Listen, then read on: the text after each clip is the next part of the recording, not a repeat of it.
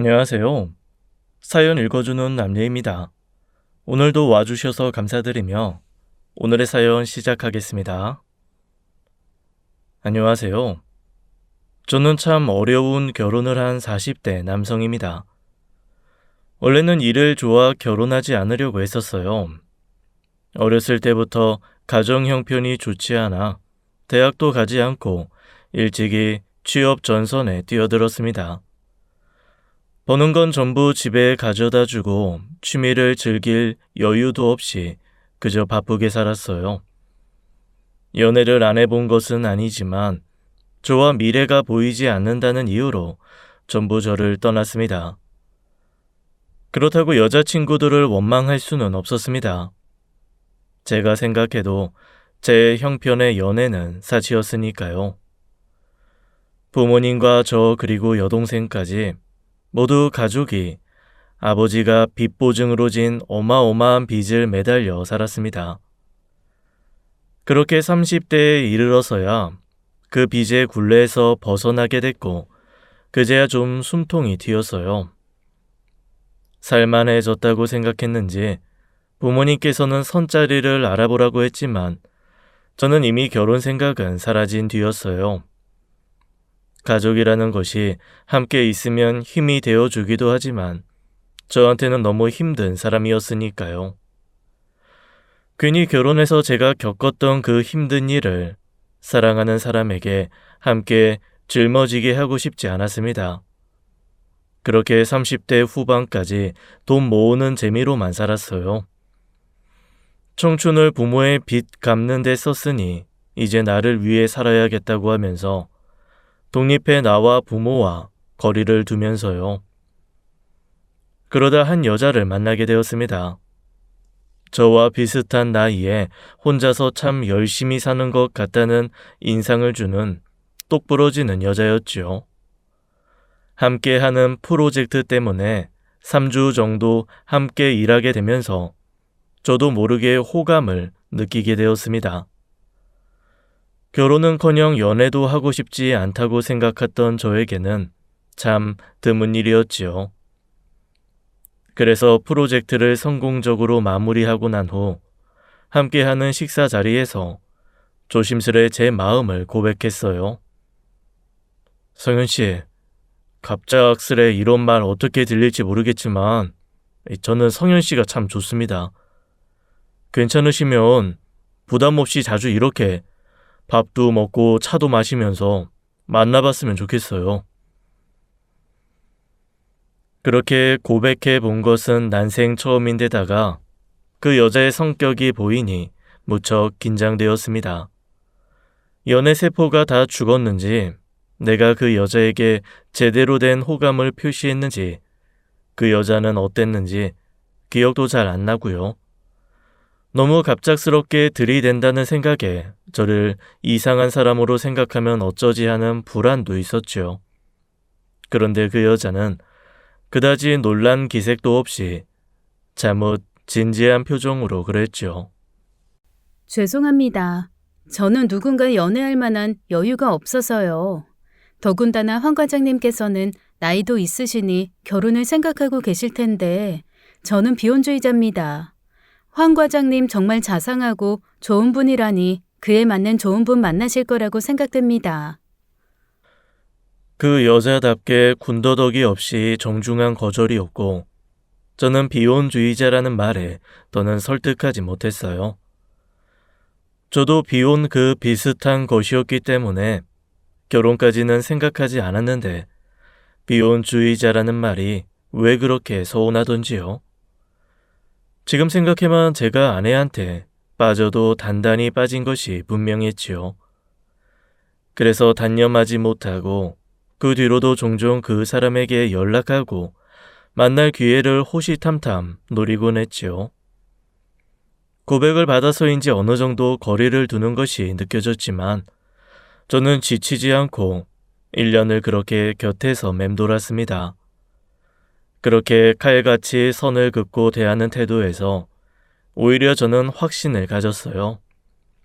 이 사람이라면 어쩐지 나와 정말 잘 맞을 것 같아. 이 사람이라면 어떻게든 내 여자로 만들어야겠다고요. 그렇게 1년여 만에 그 여자는 내 고백을 받아주었습니다. 자신도 모르게 자연스레 저녁을 함께하고 쉬는 날이면 이런저런 방법으로 시간을 함께 보내다 보니 정이 든 것이지요. 어쩌면 이미 그런 시간을 내게 내주었다는 것부터가 흔들리고 있었을지도 모르고요. 그때부터 결혼까지는 그리 긴 시간이 걸리지는 않았습니다.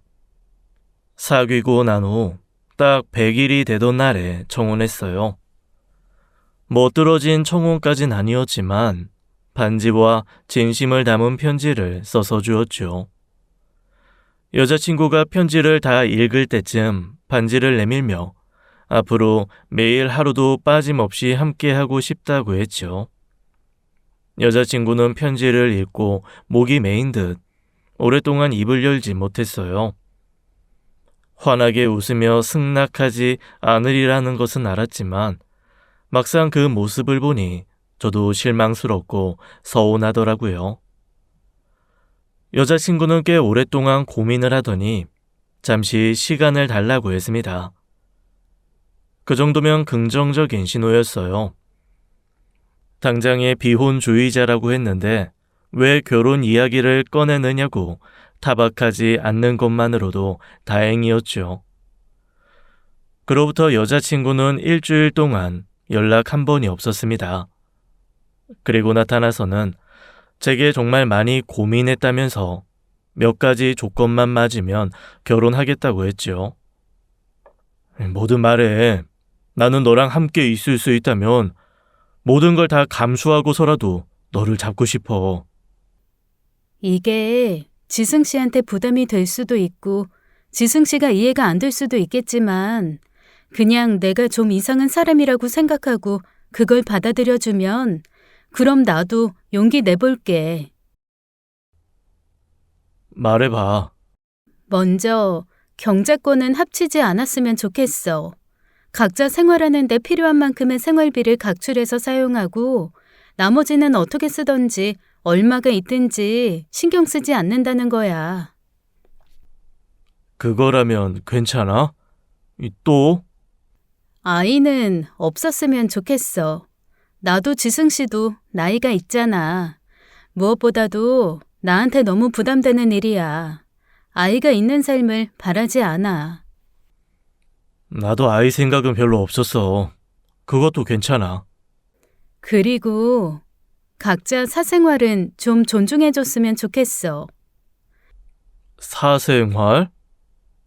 부부라도 개인적인 시간이나 말하고 싶지 않은 시간에 대해 전부 공유하길 바라는 건 없었으면 한다는 거야.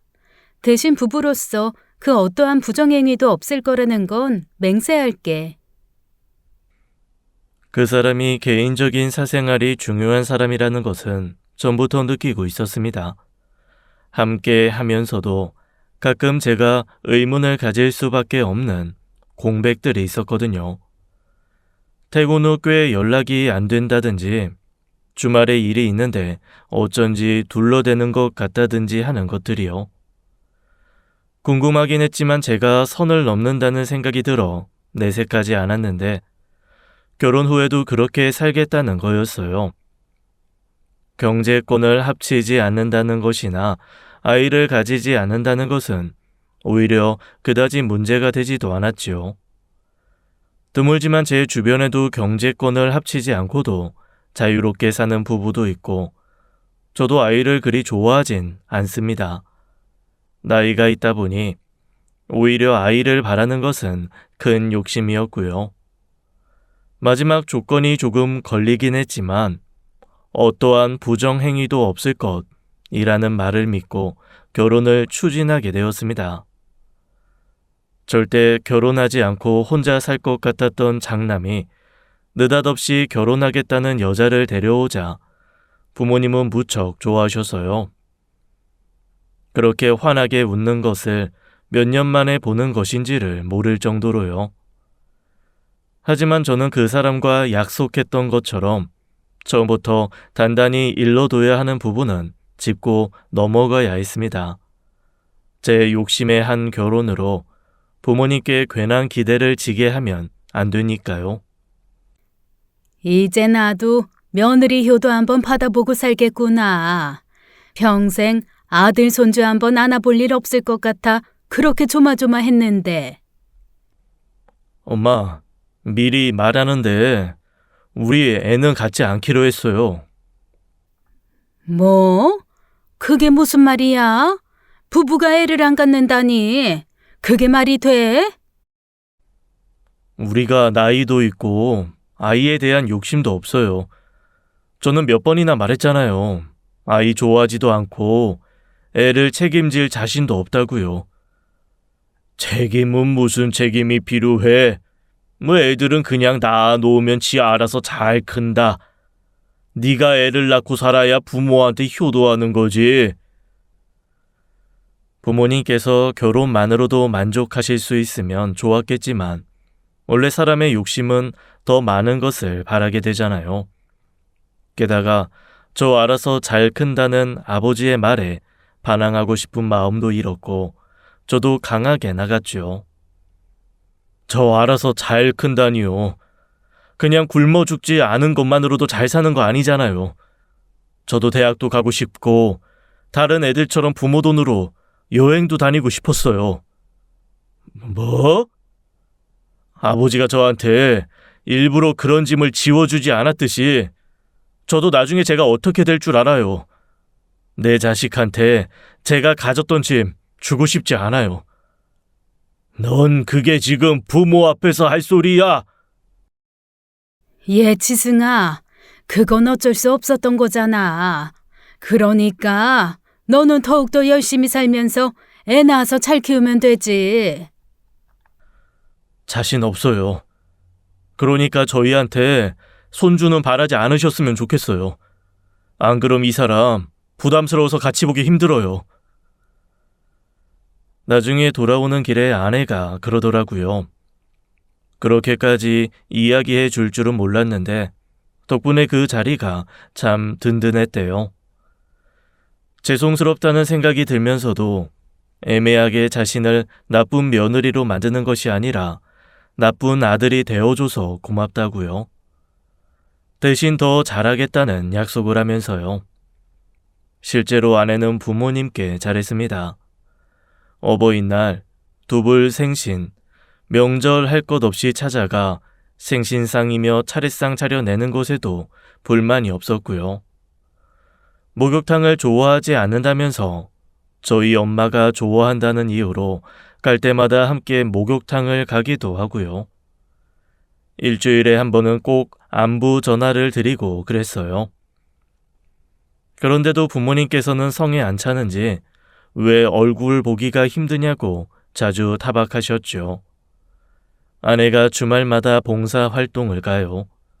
보육원에 간다고는 하는데 어딘지는 절대 이야기를 안 하더라고요. 그게 아내가 말했던 사생활의 범주라고 생각해서 봉사 활동하는 날은 그냥 잘 갔다 오라고만 했습니다. 그런데 부모님께서는 무슨 날이 아니면 한 번을 찾질 않는다고 서운해하셨어요. 그래서 아내가 없는 날 제가 따로 고기를 사들고 방문하곤 했는데 며느리랑 올 거 아니면 오지 말라고 하더라고요. 아내에게 넌지시 그런 이야기를 하자 아내가 알겠다고 해서 서너 달에 한 번은 집에 찾아가긴 했어요. 사실 저도 내심 매주 봉사활동 갈 시간이 있으면 한 달에 한 번 정도는 시댁에 갈 수 있지 않나 그런 생각도 했고요. 지금 생각해보면 부모님만큼이나 저도 아내에 대한 기대와 욕심을 키우고 있었던 거예요. 그러던 어느 날이에요. 아내가 전화를 받더니 한참 아무 말도 없이 듣고만 있다가 갑자기 스피커폰으로 바꾸는 거예요. 안 그래요? 아니, 해도 너무하잖아요. 왜 말을 안 해요? 언니가 생각해도 그렇지 않아요? 듣고 있어요, 아가씨. 근데 그건 제가 결정할 문제도 아니고 설사 오빠가 그런 결정 내린다고 해도 제가 받아들일 수 있는 문제는 아닌 것 같네요. 왜 아니냐고요. 어차피 엄마 아빠 늙으면 모셔야 하는 건 오빠랑 언니인데. 두 분 지금도 그렇게 외로워하시는데 자주 찾아뵐 거 아니면 지금부터 같이 살면 되잖아요. 아가씨, 그렇게 두 분이 걱정되면 아가씨가 들어가서 살면 되잖아요. 아가씨도 아가씨 욕심에 결혼도 안 하고 자유롭게 살면서 왜 그걸 저한테 떠넘기려고 해요? 떠넘겨요? 우리 엄마 아빠가 짐이에요? 떠넘긴다는 표현을 쓰게? 말꼬투리 잡지 말고요. 저는 두 분께 며느리로서 할 만큼 하고 있다고 생각해요. 그 이상을 바라시는 건 욕심이죠. 언니가 부모님이 안 계셔서 그러나 본데. 야, 황지용! 아, 깜짝이야. 오빠도 같이 듣고 있었어요? 와, 언니 그렇게 안 봤는데 지금 뭐예요? 시부모님 문제로 상의하는데 오빠가 빠지면 되나요? 아가씨, 방금 말실수한 거 알죠? 뭐요? 내가 뭐라고 했는데요? 저 시댁이라고 그렇게 고분고분 할 말 못하고 살 사람 아니에요. 그리고 내가 그렇게 못마땅하면 없는 듯이 저한테 연락도 안 하면 되고요. 오빠랑 사는 것도 싫으면 오빠한테 말씀하세요. 오빠도 동의한다고 하면 이혼할 테니. 뭐예요? 이혼이요? 황지용, 너 지금 건방지게 무슨 짓이야? 너 한 번만 더 이 사람한테 연락해봐. 가만 안 둘 줄 알아. 그렇게 벼랑간 우리 부부 사이에 냉기가 흘렀고 아내는 화가 났는지 시뻘겋게 달아오른 얼굴로 앉아 있었어요. 결혼하기 전 혼자 산다고 했을 때는 저 혼자 사는 집에도 오고 싶지 않다고 했던 부모님이세요. 명절이나 어버이날에만 내려와도 좋아하시고 생일에 전화만 드려도 반가워하신 분들이거든요. 그런데 결혼한 뒤로 점점 더 바라는 것이 많아지니 내가 이 사람한테 얼굴을 들 수가 있어야지요. 결혼 전에 우리 집은 그런 간섭도 바라는 것도 없는 집이라고 그렇게 안심을 시켜 두었는데 말이에요. 엄마가 자꾸 여동생한테 전화해서 집사람 흉을 보고 아쉬운 소리를 하니 여동생이 그렇게까지 나온 것이었어요. 자기도 듣고 싶지 않았겠죠. 온갖 잔소리 때문에 부모님을 뛰쳐나와 혼자 자유롭게 살고 있는데 오빠 부부 때문에 그런 소리 들어야겠냐고요. 그래도 부모가 없어 그렇단 말은 선을 넘어도 한참을 넘었죠. 어렸을 때 사고로 부모를 잃었다는 아내는 결혼식 때에도 어렸을 때 키워준 이모님 부부가 혼주석에 앉아주셨어요. 결혼식도 올리고 싶지 않다는 거 부모님 소원이라 어떻게든 머리수를 맞춰 소규모라도 진행을 한 것이었고요. 근데 그것을 여동생이 무기처럼 사용할 줄은 몰랐죠. 저도 화가 나고 아내 보기 낯뜨거운 것이 안절부절 못하겠더라고요. 그날 아내는 한참을 고민하다가 딱 한마디 했습니다. 이런 문제로 분란 생기는 게 싫으면 이혼해 줄 테니까 말해. 저는 아내가 참 좋았습니다. 회사에서도 능력을 인정받는 사람이었고 주변 사람들한테 참 잘했어요. 그런데 가끔은 아내가 원망스럽더라고요. 부모님 문제가 생길 때마다 이혼이라는 카드를 너무 쉽게 꺼냈으니까요. 마치 우리 결혼 생활에는 아무런 미련이 없는 사람처럼 보였으니까요. 부부에게 갑과 을이 있어서는 안 되지만 그런 말에 서운함도 비치지 못하는 것을 보면 전 그 사이에서 확실한 을이었습니다. 그래도 아내의 마음까지는 의심하지 않았어요. 부모님 문제만 아니면 정말 따뜻하고 다정하게 대해주는 사람이었고 무엇보다도 저에 대한 배려가 확실했거든요. 일은 엇비슷하게 끝나는데 매일 저녁을 차려주고 가끔은 피곤하니 설거지도 하지 말라고 자기가 다 해요. 샤워하러 들어가기 전에 속옷과 갈아입을 옷을 하루도 빠짐없이 미리 챙겨놓고요. 늘 습관처럼 제 얼굴을 살피며 뭐가 부족한 거 없는지 머리도 만져주고 피부도 만져주면서 화장품도 발라주었죠.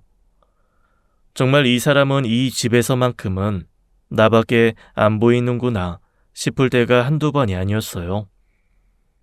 텔레비전을 보다가 목이 건조해 기침이라도 하면 어느새 물 한 잔 떠다 주곤 했으니까요. 그러던 어느 날 아내 핸드폰에 찍힌 사진을 옮기려다 어쩌다 아내의 급여 명세서를 확인하게 되었습니다. 그런데 제가 생각했던 것보다 한참 웃도는 급여를 받고 있더라고요. 거기다 지금 하는 일 외에 따로 시간을 내어 번역 작업을 하면서 프리랜서로 받는 돈도 있었고요. 그런데 아내는 결혼 전 모아놓은 돈이 거의 없었어요. 집도 제가 살던 집에 그대로 들어와 살았고 소파와 텔레비전 정도만 바꿨을 뿐이니까요. 부끄럽지만 사정이 있어 모아놓은 돈이 없다는 말은 했었지만 결혼하고 싶은 마음에 상관없다고 생각했었습니다. 그런데 점점 살다 보니 그게 참 이상하더라고요. 씀씀이를 보면 그렇게 돈을 많이 쓰지도 않아요. 그런데 확실히 돈을 모으고 있지 않다는 것을 알게 된 사건이 있었죠. 여동생이 이사하면서 계약금 얼마가 부족하다고 빌려달라고 한 거예요. 다음 주에 나올 돈 있으니까 바로 줄게. 좀 도와줘. 나도 당장 그렇게 큰 돈은 없는데 다 적금 넣고 그래서 해약해야 돼. 아, 진짜 급한데. 딱 일주일만 쓰고 줄게. 오빠, 어? 있어봐. 정 안 되면 대출이라도 받아봐야지. 부부 공공으로 넣는 적금과 따로 남은 돈은 적금과 주식에 투자하고 있어서 현금이 많지 않았어요. 여동생이 빌려달라는 돈이 기 1,000만 원이었는데 당장에 그 큰 돈을 바로 꺼내 쓰기는 어려운 상황이었고요. 그래서 아내에게 사정을 말하니 아내도 난처한 얼굴로 그 큰 돈을 당장 어디서 구하냐고 하더라고요. 당신 따로 모아둔 현금은 없어? 없지. 아가씨, 많이 급하대? 어디 따로 돈 구할 곳은 없고? 없대. 돈도 집 전세금이 빠져야 생기는 거고 다음 주에 계약건으로 목돈이 생기니 바로 준다고는 하는데 어쩌지? 일단 알았어. 그리고 아내가 어렵게 구해서 내민 돈은 500만 원이었어요. 아내가 저처럼 적금을 들고 있어서 해약하기 어려운 상황이라면 이해가 되지만 그 500이 대출받아 온 거더라고요. 회사에서 받은 거라 이율이산이 금방 쓰고 넣어 놓으면 이자 부담도 없으니 걱정 말라면서요. 급여가 꽤 되는데도 자기 자산이 아니라 대출을 받아 가져올 정도면 아내 재정에 문제가 있는 것이 틀림없었어요. 하지만 결혼 전 각자의 사생활을 존중하고 경제권을 합치지 않는 것이라는 조건을 내걸었기에 할 말은 없었죠. 그래서인지 저는 점점 아내에 대한 의구심을 키워가기 시작했습니다. 매달 생활비 외적으로 빠져나가는 많은 돈, 주말마다 거의 빠짐없이 참석하는 봉사활동, 그리고 가끔 늦은 귀가. 아내는 결혼 전부터 부정행위는 안 할 것이라는 맹세를 했고 제가 그것을 받아들여야 한 결혼이지만요. 가끔은 이게 과연 부부 관계가 맞나 하는 생각도 들었죠. 그런 불만이 커지니 자연히 제 표정이나 태도에 문제가 생기기 시작했고 그게 싸움으로 이어지는 날이 있었어요. 이번 달 전기세 너무 많이 나왔네. 에어컨을 많이 틀었나? 어디 봐. 글쎄, 작년이랑 크게 차이도 없는 것 같은데? 당신이나 나나 에어컨 바람 안 좋아해서 잘 때는 그냥 끌 때도 많았고 기껏해야 적정온도 28도라 많이 나온 것도 아니야. 이게 많이 나온 게 아니라고? 전기 요금이 이 정도 나왔으면 많이 나온 거지. 당신 가끔 보면 약간 경제관념이 나랑 다른가 싶어. 갑자기 그게 무슨 말이야? 여기 봐봐. 다른 집이랑 비교해도 우리가 그렇게 많이 쓰는 것도 아니야. 그래도 아낄 수 있으면 아껴야지.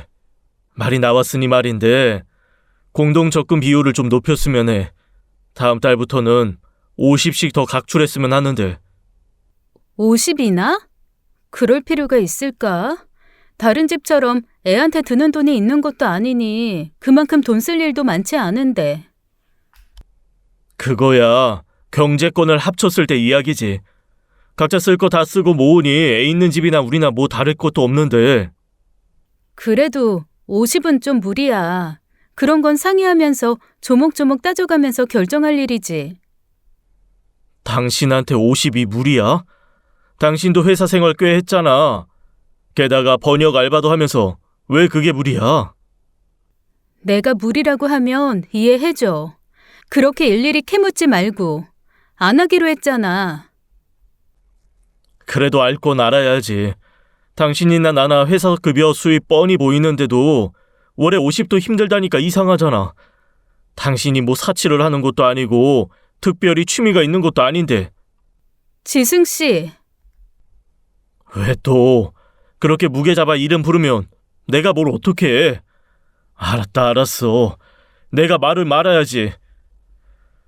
그 자리에서 아내가 또 이혼 카드를 꺼낼까봐 지레 겁먹고 피하긴 했지만요.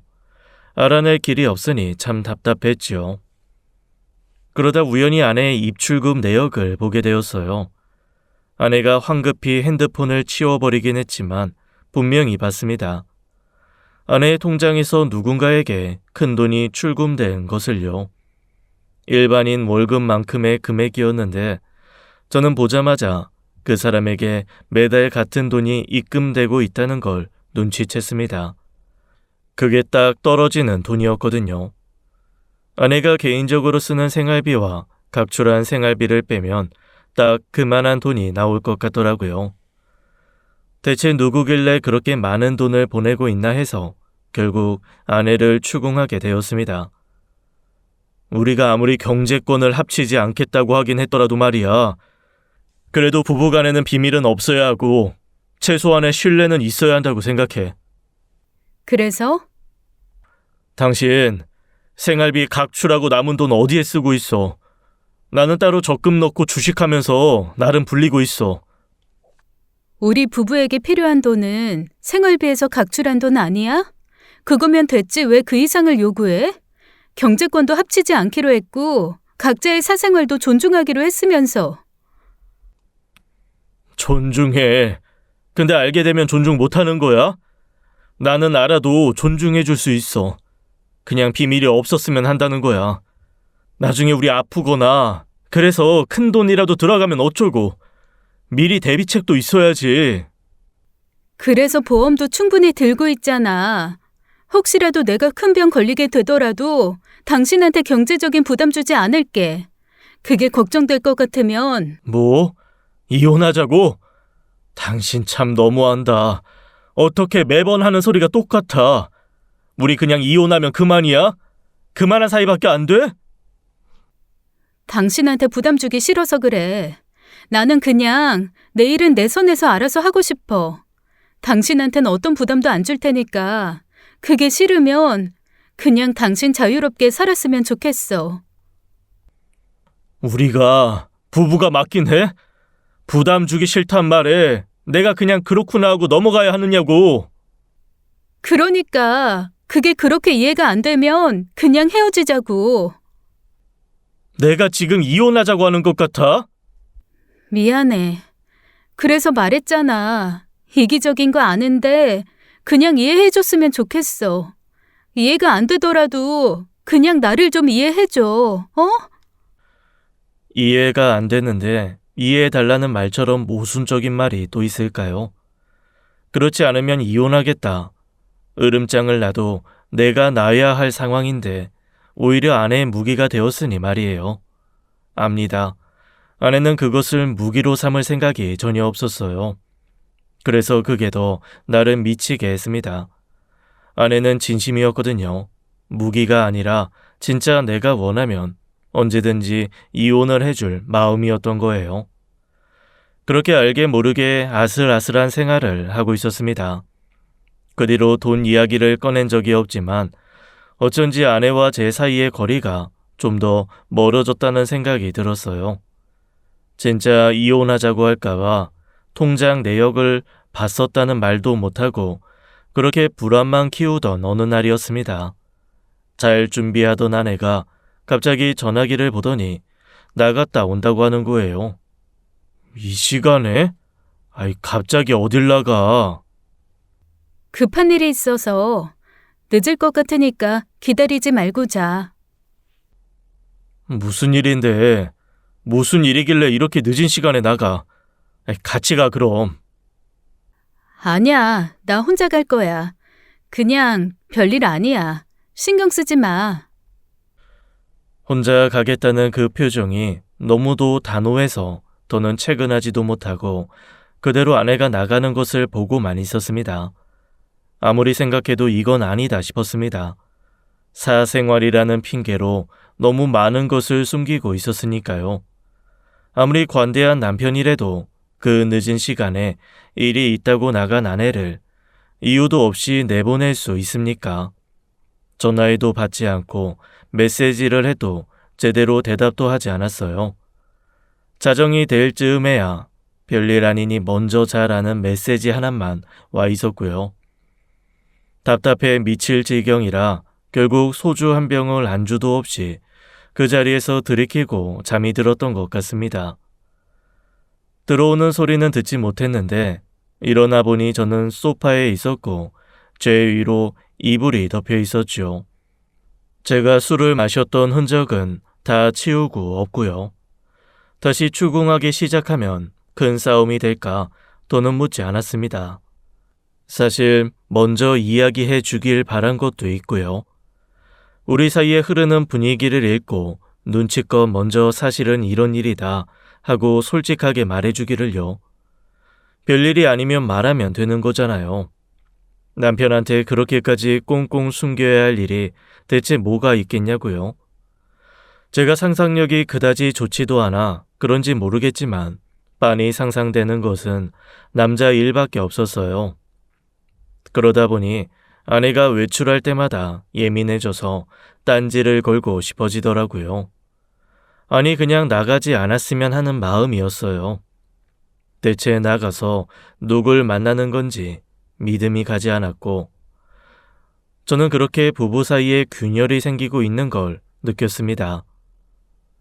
봉사하러 간다, 친구를 만난다, 그런 말에 신뢰가 안 가는 게 당연한 거 아닌가요? 그러면 사진이라도 찍어다 달라 그랬더니 찍어 오기는 해요. 근데 그게 참 애매한 사진이었어요. 봉사활동이랍시고 찍은 게 설거지하는 사진, 누군가를 씻기는 듯한 사진, 카페 커피 사진 그런 것들이에요. 좀 전체적으로 찍어오면 안 되겠냐고 하니 그냥 그 정도로 하면 안 되겠냐고 오히려 서운해 하더라고요. 게다가 어느 날은요. 집에 돌아온 아내의 몸에서 맡아보지 못한 바디워시 향이 나는 겁니다. 그날은 봉사활동을 가는 날도 아니었는데 밖에서 씻고 온 사람처럼 낯선 냄새가 나니 얼마나 예민했겠어요. 당신 어디서 씻고 왔어? 왜? 이거 향기 우리 집 바디워시 향이 아닌데? 향수인가 보지. 아까 영주랑 백화점 갔다가 시향했었어. 어디 향수? 몰라, 기억 안 나. 기억해봐. 어디 건데? 여보, 어디 건데? 지금 내가 의심을 안 하게 생겼어? 나를 바보라고 생각하는 거야? 이게 어떻게 향수 냄새야? 당신 온갖 몸에서 다 나고 있는데. 당신이 예민해서 그렇겠지. 성현아. 여보, 내가 결혼 전 했던 약속 잊었어? 난 절대 그 어떤 상황이더라도 부부간의 부정행위가 될 수 있는 행동은 하지 않겠다고 맹세했어. 100번 양보해서 내가 설사 다른 마음 품게 된 남자가 있다고 하더라도 그건 당신이랑 이혼한 후지. 결혼 생활에선 절대 아니야. 그건 내 양심의 문제고 나는 죽어도 그런 짓은 못해. 당신 아직도 날 모르겠어? 저는 말문이 막혔습니다. 너무 잘 알아요. 아내 말대로 아내는 이혼을 하고 새 사람을 만났으면 만났지 바람을 피울 사람은 아닐 겁니다. 사람 일은 모른다지만요. 아내는 오히려 사랑하는 사람이 생겼다고 솔직하게 말할 사람에 가까워요. 하지만 의문이 풀리지 않으니 안심되지 않고 마음이 조급해질 수밖에요. 그래서 결국 아내를 재촉하기 시작했습니다. 밤에 아내에게 더 들러붙고 귀찮게 굴게 된 거예요. 마치 아내의 마음과 저에 대한 사랑을 테스트하기라도 하듯 밤마다 그렇게 아내를 원했어요. 아내는 순순히 저를 받아주었고 그렇게 밤을 보내고 나면 약간 그 마음이 좀 덜어지나 했습니다. 하지만 다음 날 날이 밝으면 똑같아요. 아내가 회사를 가는 것조차 스트레스 받을 정도였죠. 차라리 회사도 가지 않고 집에만 있으면 좋겠다. 그러면 내가 불안한 일도 이렇게 초조할 일도 없을 텐데. 그래서 어느 날은 아내와 사랑을 나누며 그랬죠. 성현아, 우리 아이 가질래? 뭐? 아내는 제 말에 화들짝 놀라며 저를 밀쳐냈죠. 그리고 바로 옷을 주섬주섬 입어버리는 거예요. 처음부터 우리 사이에 아이는 없기로 했으니 그 마음도 이해는 하지만 아내의 행동에 화가 나고 서운하더군요. 생기면 갖는 것도 나쁘지 않잖아. 우리가 나이가 있다고 해서 안 생길이라는 보장은 없고 시술을 받자는 게 아니라 자연스럽게 생기면. 애초에 아이 없이 살기로 약속했잖아. 물론 그랬지. 근데 생길 수도 있는 거 아니야. 아이 생길까봐 피임하고 있어서 그렇지. 아니면 우리한테도 가능성은 있지. 나는 가능성이 없다고 생각해서 애를 낳지 않겠다고 한 게 아니야. 지승 씨, 알면서 왜 그래? 난 그냥 아이가 있는 삶을 원하지 않는 거야. 그건 지승 씨도 마찬가지 아니었어? 우리 꽤 의견이 맞았다고 생각했는데. 사람 마음 변할 수 있는 거 아니야? 당신이 비혼주의자에서 결혼하게 됐듯이 내가 딩크족으로 살겠다고 했지만 결국 아이를 원하게 되는 것도 말이야. 아니, 그건 다른 문제야. 만약 당신이 아이를 원하게 될 거란 걸 알았더라면 아무리 당신이어도 난 결혼하지 않았을 거야. 그건 변하지 않는 사실이야. 대체 왜 그러는 건데? 애가 있으면 뭐 세상이 뒤바뀌어서 지옥이라도 돼? 나는 그래. 뭐? 당신이 원하는 게 아이가 있고 경제권을 합치면서 사생활도 없이 서로 모든 걸 공유해야 하는 거라면 당신 지금이라도 늦지 않았어. 더 가능성 있는 사람 찾아서 재혼해. 난 얼마든지 물러나 줄게. 야, 고성현, 너 자꾸 말을 그따위로 할래? 약속했잖아. 약속해놓고 왜 자꾸 나한테 부담을 줘? 내가 당신한테 잘못한 거 있어? 내가 내세운 그 3가지 조건 말고 내가 당신한테 뭐 못하는 거 있어? 내가 믿어달라고 했잖아. 실체 없는 믿음에도 자신 있다며. 해도 너무하잖아. 내가 남편으로서 네 배우자로서 요구할 수 있는 권리가 있는데 그 어느 것도 인정해주지 않으면서 너는 그저 네 생각만 하고 있잖아. 나도 이렇게 살고 싶어서 사는 거 아니라고. 그럼 말을 해. 솔직하게 무슨 일인지 나한테 말을 해보라고. 할 말 없어. 계속 그렇게 추궁하고 날 몰아붙일 거면 헤어져 진짜. 나도 그렇게는 못 살아. 너 자꾸 그 이혼이라는 말 무기처럼 쓸래? 그 말에 스트레스 받고 불안해하는 거 알면서 그렇게 쓰고 싶어? 당신은 계속 날 의심하고 난 당신한테 할 수 있는 말에 한계가 있는데 그럼 어떡해. 지승 씨, 난 당신이 원하는 말은 절대 안 해. 해줄 생각 없어. 근데 이거 하나만은 솔직하게 말할 수 있어. 바람 피우는 거 아니야. 남자 있는 것도 아니고. 그것만은 정말 결백하다고 말할 수 있어. 그러니까 그런 문제도 아닌데 왜 말을 못하냐고. 나는 성현아, 네가 설사 다른 남자를 만나고 왔다고 해도 이혼할 수 있을지 의문이야. 너는 나한테 그런 사람이라고. 그런 문제로도 헤어지는 게 상상이 안 돼. 그러니까 제발 나한테 좀 솔직해졌으면 좋겠어. 어? 미안해. 내가 안 되겠어. 아내는 당장이라도 이혼할 것처럼 굴었고 저는 그날 밤 그렇게 쏟아내 버린 일들을 후회했지요. 차라리 참을 걸, 조금만 참았으면 됐을 텐데 왜 그랬을까? 왜 그렇게 몰아붙여서 이혼하고 싶게 만들었을까? 그렇게 불안해하면서요. 내가 아내를 너무 사랑했습니다. 그래서 너무 힘들었어요. 차라리 사랑이 모자라거나 아쉽지 않았더라면 그렇게 소리치고 헤어짐을 선택했겠지요. 그 뒤로는 완전히 냉전이었습니다. 아내는 밥을 차려 놓았지만 함께 밥을 먹는 일이 없었고 저도 아내에게 말을 걸지 않았죠. 정말 지옥이 따로 없었습니다.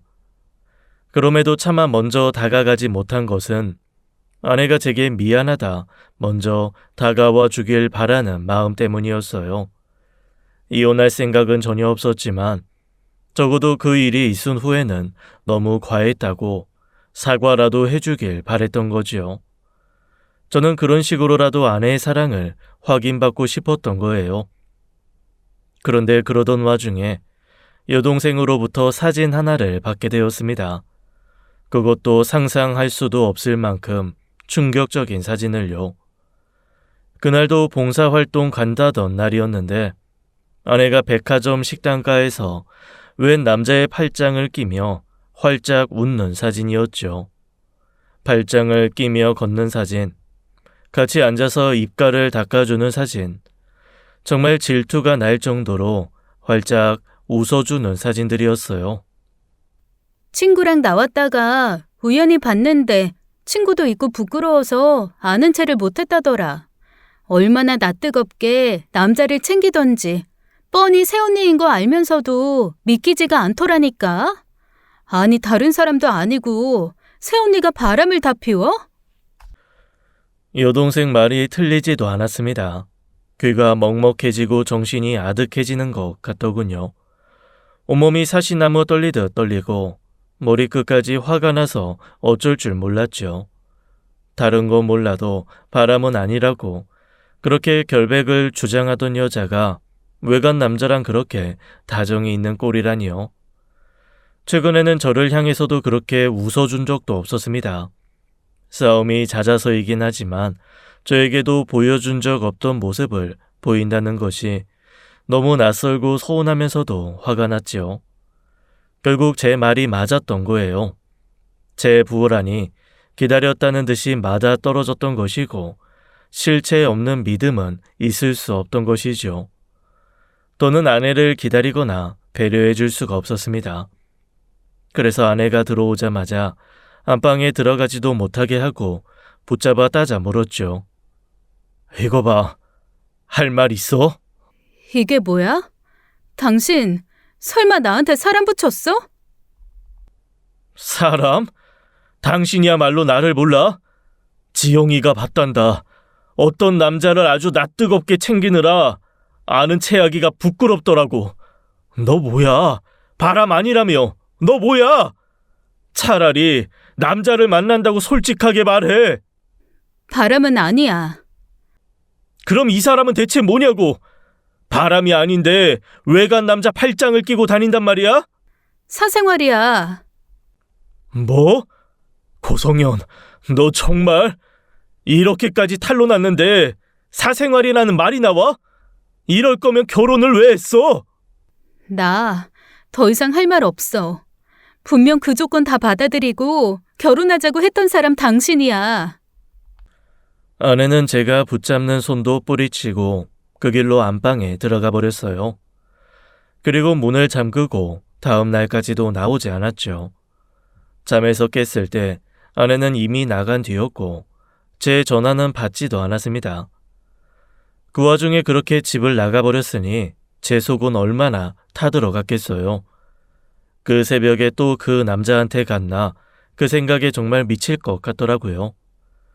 그리고 저를 더 미치게 만든 건 그날 저녁 저를 기다리고 있던 하나의 문서였습니다. 이혼 서류였어요. 아내의 성격답게 깔끔하고 군더더기 없는 글씨로 채워진 항목들은 아내가 이혼을 원한다고 말하고 있었습니다. 그리고 그 밑에는 포스트잇으로 쪽지 하나가 붙어 있었어요. 진실보다는 이혼이 나을 거야. 후회 없는 선택을 했으면 좋겠어. 그리고 그 뒤부터 전화 메시지 그 어떤 것도 되지 않았습니다. 아내의 이모님께 연락해봐도 모르겠다고 혹시 무슨 일이 있는 거냐고 물으니 애가 탔지요. 친구한테 연락해보려 해도 아는 사람이 없었고 SNS도 하지 않으니 어디로 간 것인지 알 수가 없었죠. 그런데 회사에 연차까지 쓰고 가지 않은 거예요. 절대 그럴 사람이 아니었거든요. 연차를 쓰고 여행을 가자고 했던 사람도 아니라 연말이나 돼서 남은 연차 어떻게 쓰냐고 곤란해하던 사람이에요. 그렇게 긴 연차를 쓰고 대체 어디에 있는 것인지 알 길이 없어 더 막막했습니다. 아내의 신용카드 내역을 알 수 있는 것도 아니고 집을 나간 사람을 상대로 실종 신고를 할 수도 없었고요. 그날 밤 뜬 눈으로 밤을 지새우며 아내에게 연락을 시도했어요. 실종 신고를 하겠다. 일단 집이라도 들어와라. 얼굴 보고 이야기하자. 이건 아니다. 무수히 많은 메시지에도 아내는 요지부동이었고 아예 메시지를 읽지도 않았습니다. 그렇게 결국 저는 쓰고 싶지 않았던 방법까지 써야 했어요. 흥신소에 연락해 사람을 쓴 것이지요. 그렇게까지 하고 싶지는 않았습니다. 그건 부부 이전의 사람으로서의 신뢰를 저버리는 일이라고 생각했거든요. 차라리 모르면 몰랐지 아내가 그렇게까지 밝히고 싶지 않은 일을 그렇게까지 알아야 하나 했고요. 그런데 사람이 거기까지 몰리니 다른 대안이 떠오르지 않더라고요. 그렇게 사람을 써놓고도 이게 맞나 불안하긴 했죠. 몰래 아내의 뒷조사를 한다는 것이 생각보다 그렇게 유쾌한 기분은 아니었습니다. 근데 그 흥신소라는 곳이 참 대단하긴 대단하더라고요. 어떻게 이런 것까지 알 수 있지 싶은 정보를 가져오니 말이에요. 그렇게 받아본 결과는 상상도 하기 힘든 범주의 것이었습니다. 일단 아내는 계명과 입양자 기록이 있었어요. 부모님을 사고로 잃은 후 이모 부부와 함께 살았다는 것은 알았지만 입양 사실까지는 알지 못했어요. 거기다 입양 후 계명도 진행되어 유민영이었던 이름이 고성현으로 바뀐 것이었고요. 게다가 더 놀라운 것은 서류 속 이모 내에 입양된 사람이 아내 혼자가 아니었던 겁니다. 전혀 알지 못했던 5살 아래의 친동생이 있었던 거예요. 그리고 이모네 집에서 오고 가는 아내의 사진도 함께 받았습니다. 이모님께서는 전혀 모르는 사실처럼 굴었는데 사실은 그 집에 있었던 것이었죠. 흥신소에서는 그 이상의 정보를 더 원하면 돈을 더 달라고 했습니다. 하지만 저는 거기까지 한 이상 아내를 만나 직접 듣고 싶었어요. 계명과 입양 기록은 굳이 제게 말할 필요 없는 과거였다고 칠 수 있어요. 하지만 동생의 존재를 숨긴 것은 아무리 생각해도 이해가 되지 않았죠. 그래서 그 길로 이모님의 집을 찾아갔던 거지요. 이모님 집은 알고 있었어요. 오래된 단독주택인데 함께 저녁을 먹고 모셔다 드린 적은 있었거든요. 하지만 결혼식 이후에 저랑 왕래가 있는 것은 아니라 1년에 한 번 연락드리는 게 전부였습니다. 아내가 어렸을 때 잠깐 신세를 진 유일한 친척일 뿐 처가와 같은 의무감을 가질 필요는 없다고 했었거든요. 아내도 어쩌다 한번 연락드릴 뿐이고 결혼식으로 신세를 졌으니 챙기는 거라고만 했고요. 그렇게 다짜고짜 찾아가자 이모님은 당황한 기색이 역력한 목소리로 저를 맞이하시곤 대문까지 나오시더라고요. 아니, 황서방이 여기까진 웬일이야? 이모님, 그 사람 여기 있는 거 알고 왔습니다. 만나게 해주세요. 무슨 소리야? 성현이 여기 안 왔어. 이모님, 제발 부탁드릴게요. 저 그 사람 만나 이야기해야 합니다. 네? 아니, 그게 아니래도. 그 사람한테 동생 있는 거 왜 숨기셨어요? 저희 만날 때 한 번도 그 사람 동생에 대해서 말씀 안 하셨잖아요. 결혼식장에도 오지 않았고 한 번도 동생 있다는 말도 안 했어요, 그 사람. 어? 자네가 그걸 어떻게? 그 사람 만나게 해주세요. 결국 이모님은 대문 앞에서 안절부절 못하시다가 결국 제게 길을 내어주었죠. 저는 얼마나 각오가 되어 있었는지는 모릅니다. 그저 그 길 끝에서 저를 기다릴 아내의 비밀이 제가 상상하기 어려운 범주인 것만 어렴풋이 생각했죠. 그리고 문을 열고 들어간 집안에서 저는 아내와 그 사진 속 남자를 만날 수 있었습니다. 준영아, 이거 누나가 진짜 맛있는 망고라서 어렵게 구해온 거야. 백화점에서도 제일 좋은 백화점에서만 파는 거래. 아, 해봐. 아. 이모, 누군데? 소파에 앉은 남자에게 망고가 담긴 그릇을 들고 환하게 웃고 있던 아내는 인기척에 고개를 돌려 저를 봤지요. 이모님이 있을 거라고 생각하다 저를 봤는지 소스라치게 놀라며 망고 그릇을 그 자리에서 떨어뜨렸어요. 여보. 당신 이게 뭐야? 진짜 당신 동생 있었네? 어떻게 알고 왔어? 이 사람이 당신 동생이야? 나한테 처남인가? 안녕하세요. 처음 뵙겠습니다. 저희 황지승이라고 해요. 아내에 대한 화는 잠시 잠재우고 소파에 앉아있는 아내의 남동생에게 인사를 했어요. 그런데 좀 이상하더라고요. 사람이 인사를 하는데도 멀뚱히 앉아만 있고 저를 보는 시선이 좀 이상했죠. 그리고 보니 앉아서 망고를 먹여주던 아내가 생각나 아차 싶었습니다. 아내는 떨어진 망고를 다 주워 담고 일어나 제게 왔죠. 그리고 따라 나오라는 말과 함께 옷을 챙겨 먼저 밖으로 나갔습니다. 가봐, 황서방. 자기 치부를 들켰으니 저 아이 마음이 말이 아니겠지. 치부요? 장애가 있는 동생이 치부입니까? 그게 다가 아니야. 성현이 너무 원망 말게. 누구도 성현이가 돼보지 않고선 그 아이를 탓할 수는 없어. 아유, 결혼해서 평범하게 사나 했는데 애가 너무 착해. 지 남동생 두고 가지도 못하고. 그렇게 눈물을 훔치는 이모님께 떠밀려 아내를 따라 카페에 왔습니다. 제가 나갈 때까지도 그 남동생이라는 사람은 무심히 저를 바라볼 뿐 어떤 말도 하지 않았죠. 아내는 카페에 와서도 한동안 입을 열지 않았어요. 무슨 말을 하려고 입술을 달싹거리긴 하는데 무슨 말을 해야 할지 모르는 사람처럼 망설이더라고요. 그래서 제가 먼저 입을 열었죠. 그 남자가 동생이었어? 근데 왜 말을 안 했어? 동생이 좀 아파. 몸은 다 큰 성인인데 정신연령은 좀 낮아. 그럼 지금까지 봉사활동 간다, 친구 만나러 간다 하면서 나갔던 게 다 남동생 보러 온 거였어? 맞아.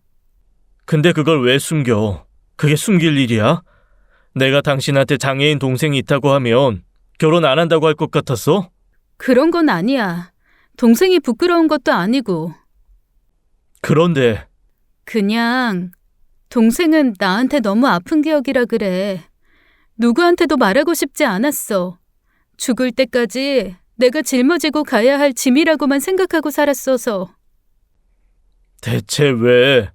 친동생이니까 그런 애착 가질 수 있지. 그런데 왜 그렇게까지 생각하는데? 나한테 말했으면 도와줄 수도 있었잖아. 그렇게 키도 크고 덩치도 있는 남자를 어떻게 당신 혼자 이모님, 이모부님만 감당하면서 살려고 그랬어. 나도 할 수 있어. 충분히 해냈고 앞으로도 그럴 거야. 동생 문제로 다른 사람한테 의지하고 싶지 않았어. 있지, 성현아. 나는 너한테 의지하고 싶은 사람, 기대고 싶은 사람이 되고 싶었어. 대체 너가 그렇게까지 하는 이유가 뭔지 정말 엄청 많이 고민하고 생각해봤거든? 근데 이건 내가 이해하기 어려운 이유야. 너무 허무할 만큼 이해가 안 돼. 장애가 있는 가족? 한 명이 아니라 2명, 3명이었어도 나한테 숨길 일 아니었다고 생각해. 말했잖아. 난 그렇지 않다고. 이렇게 알게 하고 싶지도 않았어. 서류 작성해놓고 온 거 봤잖아. 알아서 접수해줘. 아니, 나 이혼 안 해. 고작 너가 이혼하고 싶은 이유가 장애 있는 남동생 케어하는 문제 때문이면 그건 절대 이혼 사유가 될 수 없어. 당신이 그랬지? 나보고 왜 엄마 아빠 이야기 안 하느냐고. 장인 장모님? 너무 어렸을 때 일이라 기억 안 난다고 했지만 그거 다 거짓말이야. 다 기억나. 그 기억을 떠올릴 때마다 매일 끔찍한 악몽이라도 꾸는 것처럼 기분이 안 좋아질 때도 많고. 해줄게. 우리 엄마 아빠 이야기. 그렇게 느닷없이 장인 장모님 이야기를 하기 시작한 아내의 말에 저는 잠자코 듣고 있을 수밖에 없었습니다. 그런데 그 이야기가요, 정말 너무 듣기 힘들고 충격적인 이야기였습니다. 장애가 있는 처남도 상상하지 못했지만 장인 장모님 이야기는 더 믿을 수 없는 이야기였어요. 아마 어떤 최악의 부모를 상상해 보라고 했어도 거기까진 미처 상상하지 못했을 겁니다. 어렸을 때 우리 집도 빚이 많았어. 그래서 당신이 내가 원하지도 않았는데 당신 어렸을 때 이야기 들려줬을 때 우리가 비슷한 점이 많다고 생각했던 것 같아. 엄마랑 아빤 허구한 날 싸웠고 엄마는 매일같이 술을 마셨어. 제대로 된 보살핌 같은 건 받은 기억이 너무 오래됐고 고등학생이 된 내가 어린 남동생을 챙겨야 됐어. 어렸지만 나도 어렴풋이 알았어. 아빠의 사업 실패로 쌓인 빚이 너무 많았고 그게 우리 가족을 지옥으로 몰아넣고 있다는 거. 그래서 그런 선택을 했나 싶으면서도 나는 지금도 그때 부모님의 선택을 이해할 수가 없어. 이해하고 싶지도 않고. 부모님이 우릴 데리고 죽으려고 했던 거야. 어? 그날 엄마가 오랜만에 말끔한 얼굴로 저녁을 차려줬어. 지금 생각해보니 참 이상한 날이긴 했어. 그렇게 모여 앉아서 맛있는 식사를 했던 게 정말 오랜만이었거든. 남동생이 좋아하는 갈비랑 잡채, 내가 좋아하는 고추장 불고기, 아빠가 좋아하던 생선조림까지 진짜 과해도 너무 과했지. 그래서 이상하게 불안하긴 했어. 엄마 아빠는 싸우지도 않았고 맛있게 먹으라고 우리한테 웃어주기까지 했으니까. 그렇게 식사를 마치고 이상하게 너무 졸렸던 기억만 나. 그리고 정신을 차렸을 때 숨을 쉬기 힘들 만큼 연기가 많았고 나는 본능적으로 남동생을 챙겨서 집 밖으로 나왔어. 설마... 연탄을 피운 거야, 집에. 뒤늦게 신고를 받고 구급대원이 출동했는데 그냥 멀쩡히 살아남은 건 나뿐이었어. 엄마가 준 주스를 다 마시지 않아서 그랬나? 모르겠어. 차라리 그날 나도 죽어버렸으면 좋았을걸 그런 생각을 하면서 살았거든. 그렇게 부모님이 돌아가시면서 나한테 남은 건 그 사고로 뇌손상 입어서 장애를 얻은 남동생과 부모님의 어마어마한 빚이었어. 그나마 이모네 부부가 빨리 도와주셔서 상속 포기를 할 수 있었지만 앞으로 평생 내 짐이 될 준영이가 빚처럼 남아있었지. 그래서... 부모님이 너무 원망스러워, 지금도. 그게 나한테는 누구에게도 알리고 싶지 않은 치부야. 죽기보다도 싫었어, 그게. 그래서 결혼할 생각도 없었고 이해한다고 하지만 결국 부담이 될 거니까 당신도 다 이해하는 척하지만 결국 자식을 데리고 자살하려고 한 처가와 평생 늙어 죽을 때까지 초등학생보다 못한 상태로 살아야 하는 처남을 받아들이지 못해. 혈육인 나도 힘든데. 성현아, 나 당신한테 부끄러운 짓 한 적 한 번도 없어. 내 욕심에 한 결혼으로 이모한테 준영이 맡기고 왔으니까 그만한 대가로 매달 돈 붙이느라 돈이 없었던 거야. 최선을 다했어, 나는. 당신 아내로서, 시댁의 며느리로서, 준영이 누나로서. 그리고 우리 이모랑 이모부한테 떳떳한 조카가 되려고 나 정말 최선을 다했어. 그건 당신한테 떳떳해. 알아. 이혼은 하더라도 당신한테 부끄러운 짓으로 헤어진 사람으로 남고 싶지 않았어. 그래서 솔직하게 말하는 거야. 평생 죽을 때까지 밝히고 싶지 않았는데 그래도 후련은 하다. 아내의 이야기를 멍하게 듣던 저는 아내가 후련하다며 슬쩍 웃는데 가슴이 너무 아팠습니다. 누구에게도 이해받기 힘든 이야기라고 생각했다던 아내의 말을 비로소 이해할 수 있었죠.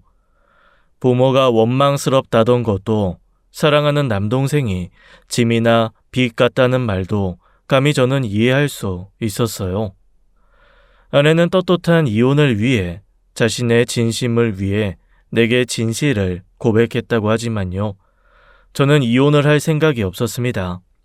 진실을 알기 전에는 아내의 고집에 진실을 요구하고 이혼을 해줄 생각도 있었지만요. 이젠 그럴 수 없게 된 것이죠. 그래서 준비해간 이혼 서류를 아내 앞에서 찢어버렸어요. 누구 마음대로 이혼을 해. 우리한테 이혼은 없어. 고집 부리지 마. 말했잖아. 가족인 나한테도 어려운 일이야. 당신한테 부담 주기 싫어. 그게 맞았던 거야. 나한테 결혼은 정말 무리였어. 이혼 원하면 해줄게. 근데 지금은 아니야. 해보고 내가 어디 두고 보자 하고 덤벼볼 테니까 못 버티면 그래 그럴 줄 알았다 하면서 그때 이혼해. 그래도 늦지 않아. 여보. 나를 뭘로 보고 말이야. 솔직히 좀 놀라긴 했는데 그게 내가 당신을 생각하는 마음이 변하게 하진 않았어. 이혼은 무슨 이혼. 그 길로 저는 아내의 손을 잡고 다시 이모님 댁으로 갔습니다. 그리고 다시 한번 처남에게 제 이름 석자를 알리며 매형이라는 말을 가르쳤죠. 말도 표현도 어눌하고 서툰 제 처남은 몇 달이 지난 지금 겨우 매형이 어디냐 물으면 저를 손으로 가리켜요. 안 되는 건 없습니다. 아내와 함께 매주 이모님 댁을 찾아가서 처남을 만나고 와요. 애초에 우리가 데려오는 것이 아내와 이모님 부부의 부담을 덜어주는 일이라고 생각했는데 이모님이 반대했지요. 처남을 어렸을 때부터 키운 터라 자식이나 다름없어 힘이 닿는 데까지는 이모님이 돌보고 싶다고 하신 거예요. 저희는 여전히 경제권을 합치지 않았습니다. 아내가 얼마를 벌고 얼마를 이모님 댁에 드리는지 몰라요. 그런데 상관없습니다. 적어도 사생활은 오픈이 되었으니까요.